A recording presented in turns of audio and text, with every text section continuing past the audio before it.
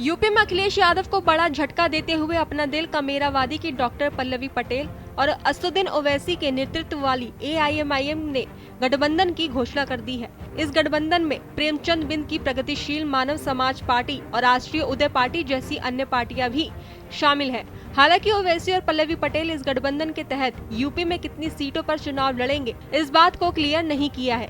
इस मौके पर पल्लवी पटेल ने सपा मुखिया अखिलेश यादव के साथ साथ पीडीए को लेकर भी तंज कसा है।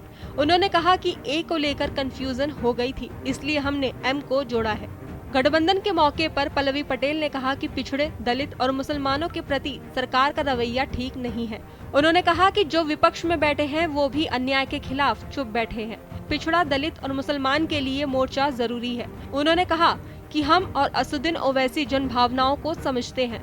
पीडीएम न्याय मोर्चा की घोषणा करता है। पल्लवी पटेल ने समाजवादी पार्टी के पीडीए पर तंज कसते हुए कहा कि पीडीए में ए को लेकर कंफ्यूजन थी। कभी वो अल्पसंख्यक होता तो कभी अगड़ा हो जाता तो कभी ऑल हो जाता था।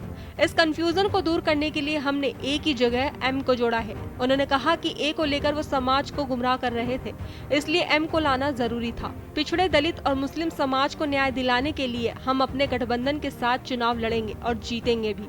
इसके साथ ही स्वामी प्रसाद मौर्य को लेकर पूछे गए सवाल का जवाब देते हुए उन्होंने कहा कि अगर वो आते हैं तो उनका स्वागत है। तो वहीं एआईएमआईएम के प्रमुख असदुद्दीन ओवैसी ने पल्लवी पटेल की पार्टी के साथ गठबंधन के फैसले का स्वागत किया है। जितनी बातें हमारी बहन ने कही हैं, मैं उनकी तमाम बात के एक लफ्ज़ से मुत्तफिक हूँ और हम उनके साथ हैं।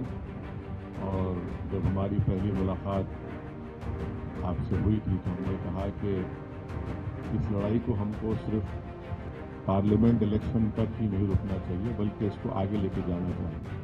तो हमको उम्मीद है कि इंशाअल्लाह ताला ये जो पीडीएम बना है सामाजिक न्याय के बारे में, उसको हम उसके साथ रहेंगे मायम पार्टी, और हम लोग इसको आगे लेकर जाएंगे।